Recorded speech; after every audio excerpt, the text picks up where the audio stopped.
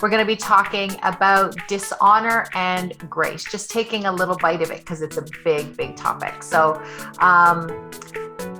what if I said that the mass population of the world, including people who are what we like to call awakened or standing in their power, could be and probably are still dishonoring themselves and others? And it's a massive struggle. It is massive. It's a massive struggle that humanity takes part in and has been doing for a really long time. And we may not even know we're doing it. So I'm going to talk to you a little bit about what that would even look like and give you some examples about that. But, the first thing that it would take to end the dishonoring of yourself and of others would, first of all, it would take a bit of an effort on your part. It would mean that you need to refocus your lens a little bit. And it would also take awareness. Awareness is huge here. Some people might disagree with me, but mindset has been a word that we've used a lot. And I do believe that it's still a valid word. However, what's even more important than mindset, and I think is sort of the up level, the upgrade to mindset, is consciousness and awareness. To be aware of your actions and how it could or may affect others and yourself, obviously yourself. So that's it's kind of a big, it is an upgrade to mindset. Mindset's first being in the space to allow yourself to do that and to accept it and to allow it. And awareness is kind of the process, right? It's what you need to do. It's the procedure, so to speak. So I think mindset is really the door that you open, and awareness and consciousness is the process inside that space that you've walked into. So before I go any further, I guess I should introduce who I am if you don't know me in that sense. And my name is Ayse, Reverend Ayse Hogan. I'm the visionary and of IAUSM. And IAUSM is the International Academy of Universal Self-Mastery. It's an online academy that I built during COVID that I felt drawn to build in honoring myself. And we have mentors from all over the world that are helping people step into their awareness, to get out of their own way so that they can, maybe to get in their way. I think that's even a better way of saying it. I say get out of our way because we've said that, but I think we need to get in our way. We just need to turn around. Instead of looking outside, we need to really take a good look inside and really take part in that. So getting out of our way isn't going to help us do that. I think we need to be fully in the way. I think we fully need to be there, just with a different focus and a different mindset. I think we have to change that awareness that we've got going on. So that's where I want to talk to you and take you today. So what is Leap of Faith? Leap of Faith is a place where we just have some bite-sized things. I'm going to be with you for, 15, 20 minutes, unless anybody joins in and wants to talk. It's about offering you bite-sized things to consider, to contemplate, to meditate on. I like contemplation more than meditation. I think I've moved from meditation to contemplation. So even that, I think everything is changing. Even the things that we've said about getting better, like, changing limiting beliefs. I believe that's a thing. We do need to change our limiting beliefs, but are they just commitments that we've made to ourselves over time? And we need to change those commitments. So that's all kind of stuff we'll be talking about, on in other Leap of Faiths. But today I want to really sort of focus on dishonor and a little bit of grace. We'll talk about a little bit of grace today. So what does it mean to honor oneself? What does it mean to honor yourself? It's not like I ain't taking no shit from anybody. That's not the honoring. It is honoring. It is honoring because you should not take any shit from anybody, right? But it's also, the first step, I think, is not blaming others for our situation, and really owning it ourselves. When you can do that, and it's a big pill to swallow. I know I was like, I am not right? Like it's not, that's not mine. That's not mine. But it always is mine, because I create the world that I live in. Right. So I create the space that I live in. So it's really about owning it. We like to blame our parents. We like to blame everybody and everything. That's just a thing that we do. And we've been taught to do. It's not like you're the only one who's doing it. A lot of people are doing it, and it's wrong. It's just the wrong way to look at it.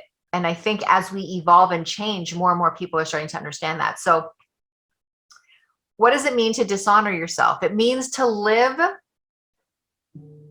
It means not to live. It means not to live the way that you were meant to live, not to be the way that you were meant to be, and to create a life of judgment and self-hate and emptiness and feeling unfulfilled, right?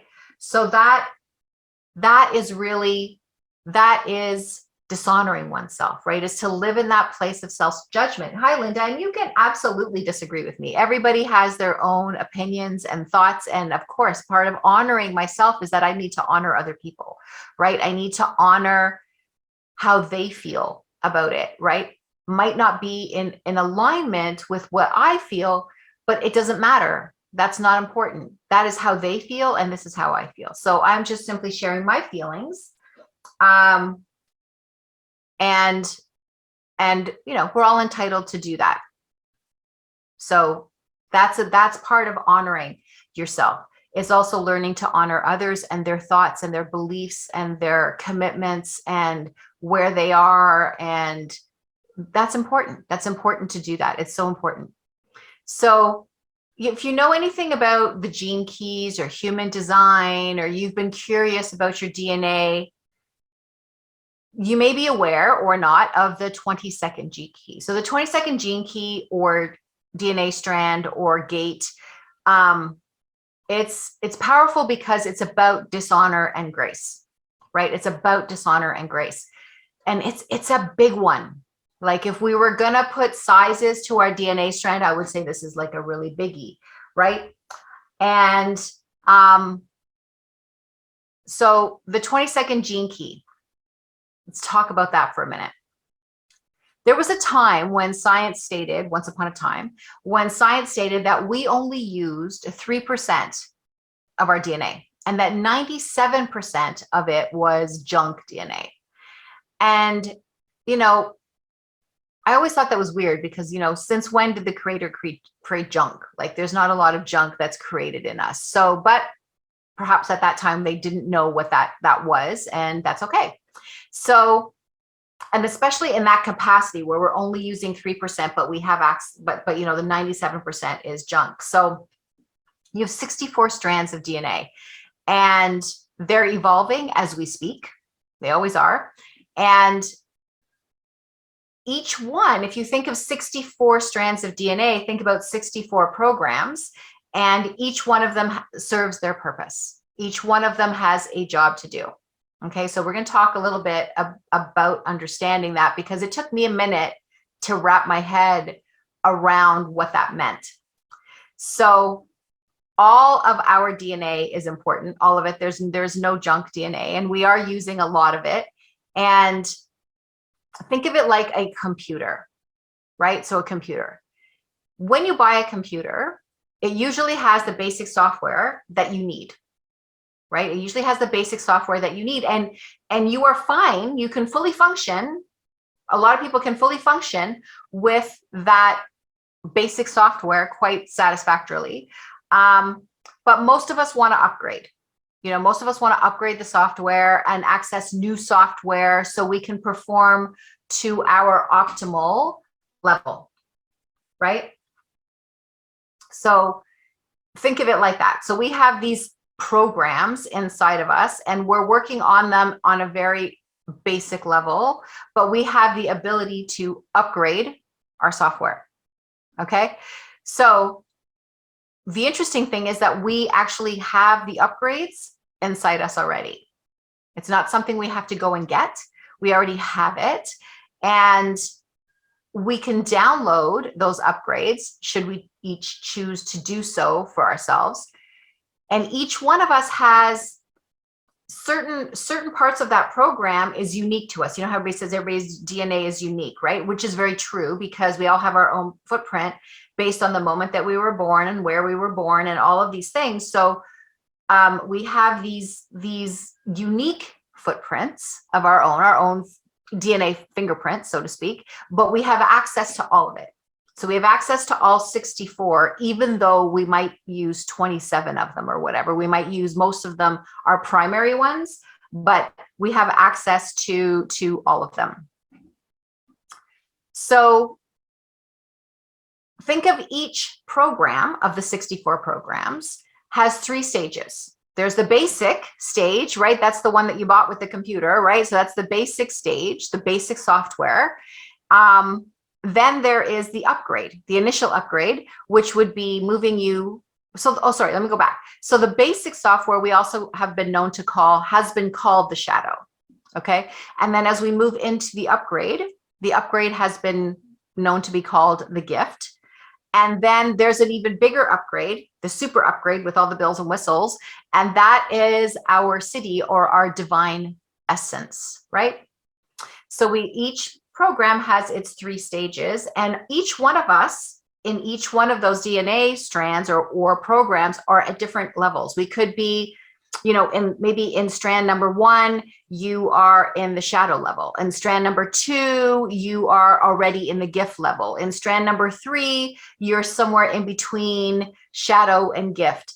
Strand number 4, maybe you're moving towards the city, the divine essence level, right? So it's not that you are one thing across the whole board. You're various, depends on where you are in your growth and where you've gone. It's a pretty intense subject. It took me a long time to kind of, like I said, wrap my head around all of it. But as I did, I could see like with clarity what was going on. So it was kind of, to the level that my brain can take it, right? So it's kind of interesting. So what if there was a way to access those programs, right? What if there's a way to access those programs and to be able to take control of it yourself? Okay, so what are those ways of accessing those programs? It's really interesting. And it's super, super cool, because it's just these bite-sized ways of improving and creating your own betterment, right? Creating your own betterment, creating your own expansiveness, creating your own space, and taking control of your own healing. Now, we all need help from time to time. Absolutely. There's some fantastic coaches out there and people out there that can help, for sure. I've done it for years. But at the end of the day, it's about you taking those steps. Everybody can give you all the greatest tools in the world, but if you don't implement them, then it's very difficult for you to move forward. So you have to implement them. No one can make you do that, right? That's something that you have to do yourself. So that's why I've always said the person who's getting the work done, the person who's doing the growing, the person who's getting the help is always the healer, not the person who's helping them, right? That person is the facilitator, offering all the tools, right? And the person who's doing the healing is the healer.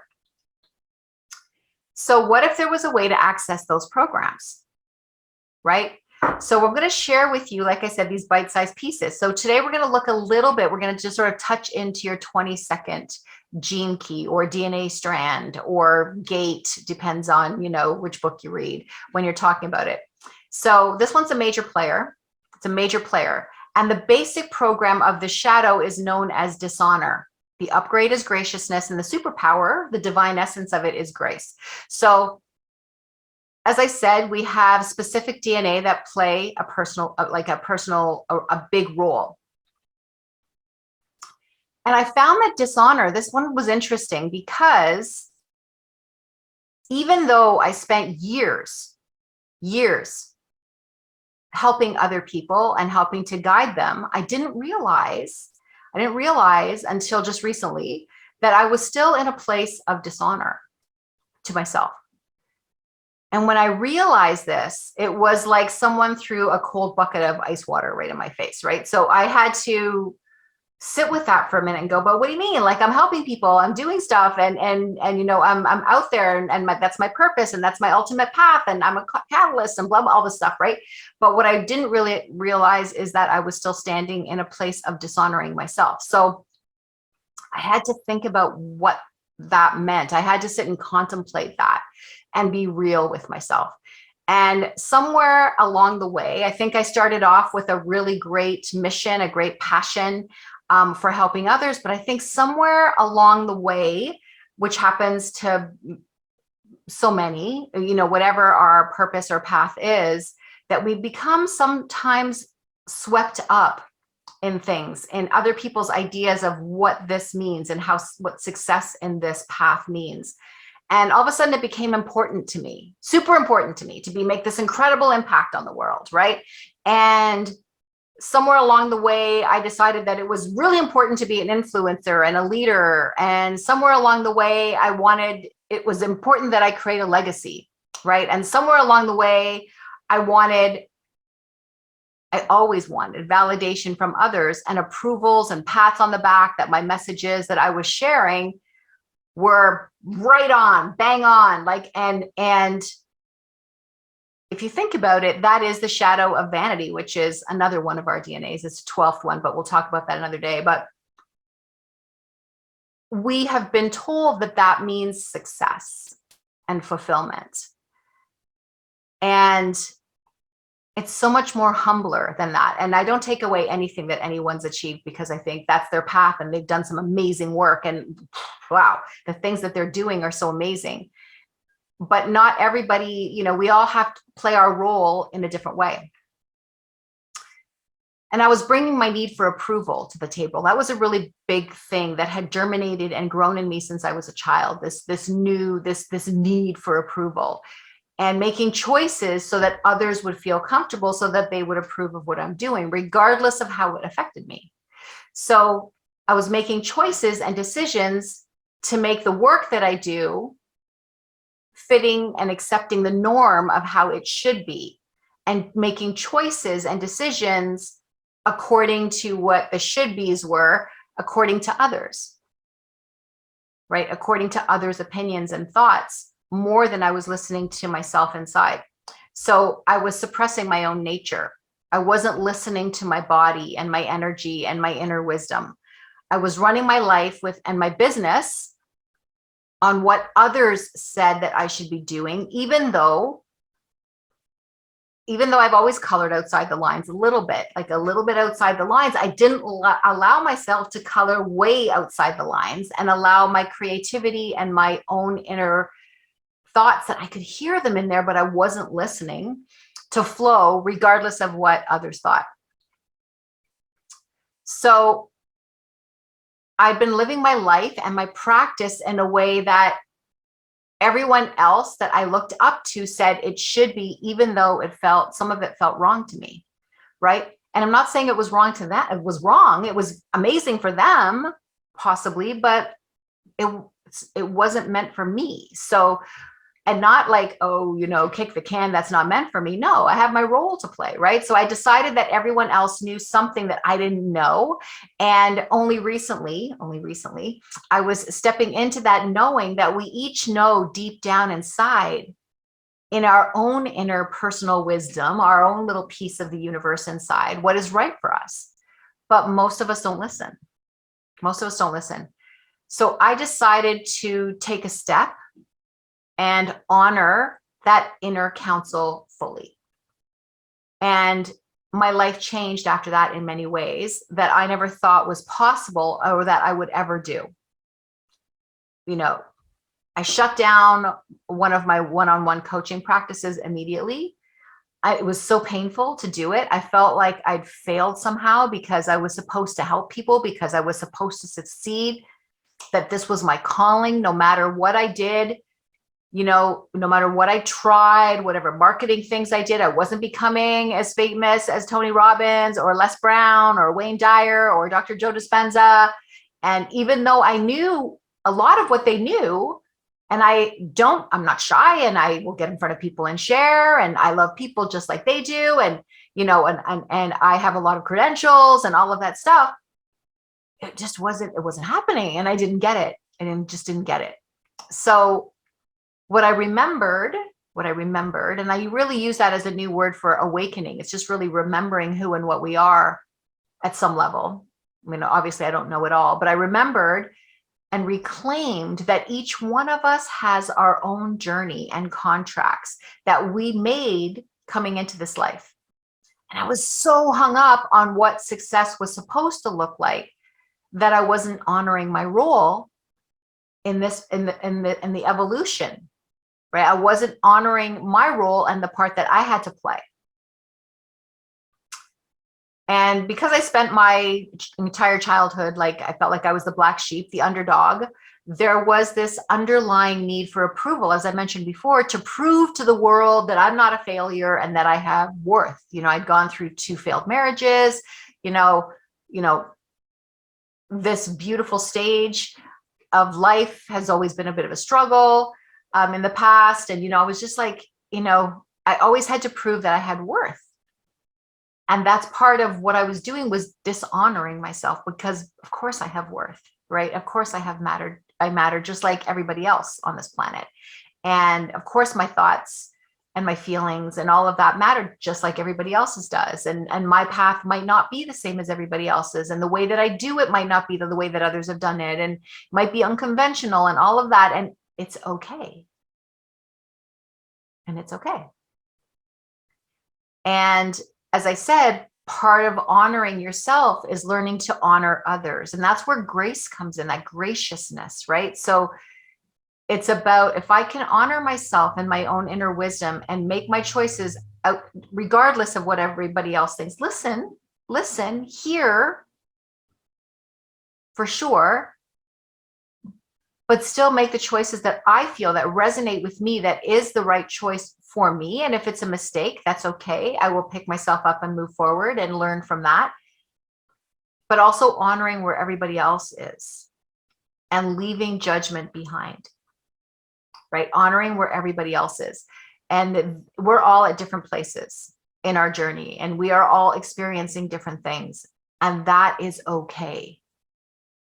Nothing is right or wrong. It just simply is what it is, right? So I don't have to agree. I don't have to say that, okay, you're doing that, and because you're doing that and I honor you, I love what you're doing. Not so much. I don't have to love what you're doing, but I do have to honor it. That's where you are right now. And it felt strange that someone who had committed to a life of helping others and contributing to others' well-being, I wasn't contributing to my own, right? I just wasn't contributing to my own. So I feel like that's the ultimate purpose. We're all looking for purpose, right? Well, maybe that's the ultimate purpose, is diving deep inside, is learning and becoming better and remembering who and what we are and stepping into that power. Because if you do that, and even beginning that journey inside automatically begins to change your energy. And when you change your energy, everything else around you changes. So if we're all doing that, or many of us are doing that, isn't that going to change things for everyone? Right? And isn't maybe that how we're going to make our contribution? Maybe it's not the way we think it is. So just some stuff to contemplate and think about, because, we always think in the same direction, and maybe we need to think in other directions and contemplate other ways. So, leap of faith is all about that, right? It's about just not being stuck to one way of thinking. It's opening and getting rid of the box and opening up to other ways of thinking, and then seeing what resonates with you. So in our search for purpose, we look at how we can help others, but we always still look outside of ourselves. The ultimate purpose is to look inside and honor our own role, whatever that is, It's for our inner growth and betterment. It's for our inner empowerment and mastery. It's to remember that the power that we are, and step into that fully regardless of what others are telling us to do. Because those are their opinions and their suggestions that might work for them. Some do, some don't. Some are through fear that they're telling you, some are through their own experience. And you listen to that, and if it resonates with you, great. And if it doesn't, then honor it and do what you feel is right for you, because those people are not you. So it's about really listening to yourself, to that inner creator inside. I mean, we're all connected at the end of the day, but we are all here for something, right? Our role to play. And as much as we are individual, we're still very cohesive with each other. So it's an interesting place to be. It's like that hive mindset, right? So our ultimate purpose, I feel, is to first honor who and what we are, to recognize the depth of it, and to stop looking from outside of us to master and impact and to make change, but to change our lens and to focus and look inside at this fascinating, rich, loving, miraculous world that's full of possibilities and that is limitless, and that our inner universe is so much more than our outer world could ever be. And by honoring that inner universe, our outer world can't help but become better and happier and more full of joy. And what we each require can't be attained with money, right? You can't buy consciousness and awareness. You can't buy that journey inside. That's something you need to do. You can get some help for sure, but you need to be all in, right? So you can't buy stocks in it. You can't just read a self-help book and get there. And all of those books and things obviously enrich us, but you still need to dive deep inside. That has to happen, right? It has to happen. It doesn't matter. It matters what others say. Let me just say, it doesn't matter, because what we all say matters, but it matters for them. It's true for them. It doesn't necessarily mean it's true for you. Or it might be, right? It's about seeing what you're hearing, what you're reading, what you're feeling. Is it resonating with you deep down inside? Does it feel like it's right?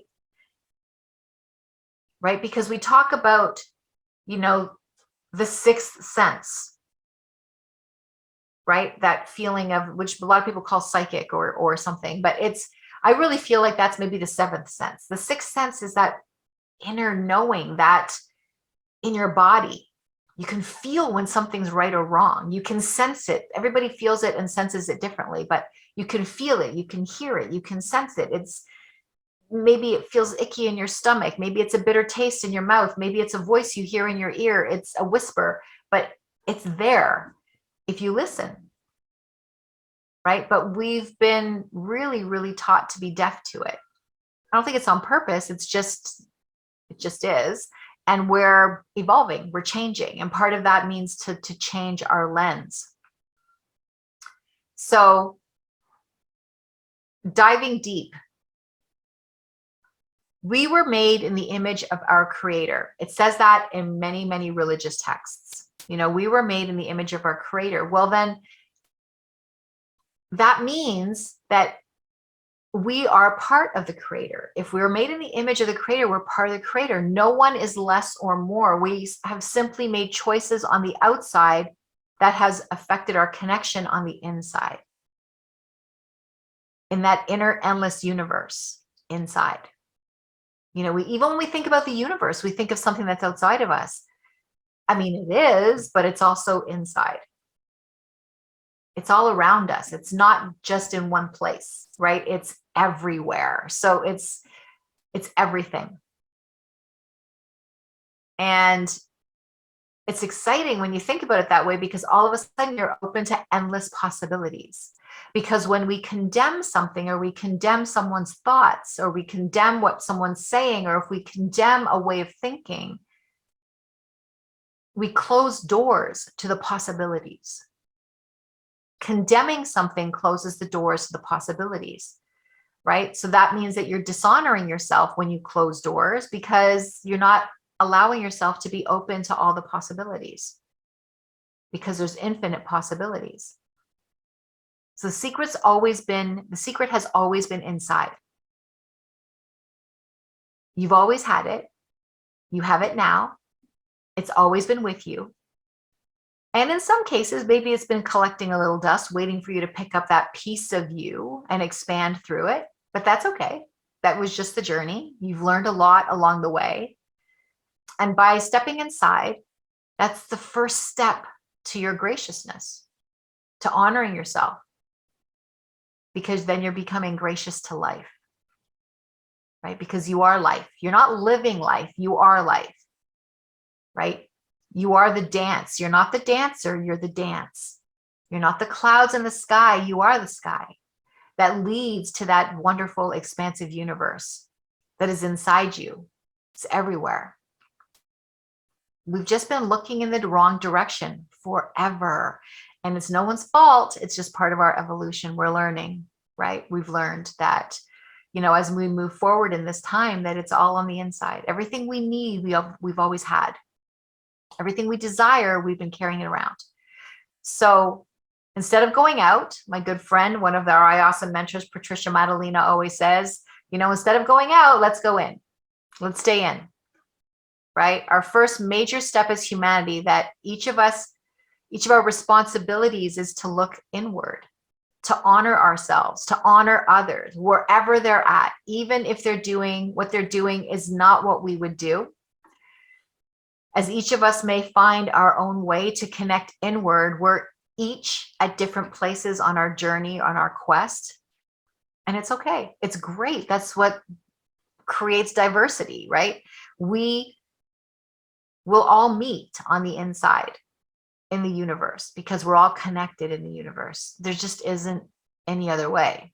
So I want to thank you today. This is an interesting topic. It's a big topic, and this is just a little nibble around the edges of it. It's a big topic. I've been reading about it and studying it and contemplating it and meditating on it for like months now. It's a big topic. It's changed the way that I feel inside towards others and towards myself. My life feels much easier now because I'm open to all the possibilities, because I honor where everyone is, even if they don't agree with me. And that's okay. It is always okay. It's just where everyone is, right? And 3 months from now, I might have a more vast outlook on this, and it might be a little different than what I think now. And it's okay. It's all okay. So I want to thank you for taking this time to be with me today, for this bite-sized aha moment, something to consider, something to meditate on, something to contemplate. Simply allow yourself to be open to all the possibilities. And just keeping in mind that when we condemn something, we close the doors to growth. So remaining open to all possibilities will bring you into a place of mastery and growth, and you'll know which possibility to walk into. It's going to be right there up in your face, right? But to be open to all the possibilities, remaining open at all times. And that's going to bring you into a state of beginning to remember who and what you are, the awakening, the ultimate purpose, our salvation, right? It brings us to the end of suffering and liberates us to a better, higher level of being instead of doing, right? Many of us spend our life doing and don't even know what it's like to be, to simply be in your space. I've even changed the word of my to-do list every day to my to-be list, right? It's my to-be list today. Things I will do to keep me in a state of being. So join me inside the walls of IAUSM at IAUSM.com, IAUSM.com, and interact with all of our mentors from all over the world that have made the choice to shine a light on your journey to the vast universe waiting for you inside in your own self, that is connected to all the selves and to the Creator. And I think that's fabulously awesome. So have a great day, and thanks for taking this moment for my bite-sized aha moment to share with you. Have a great day. Bye-bye.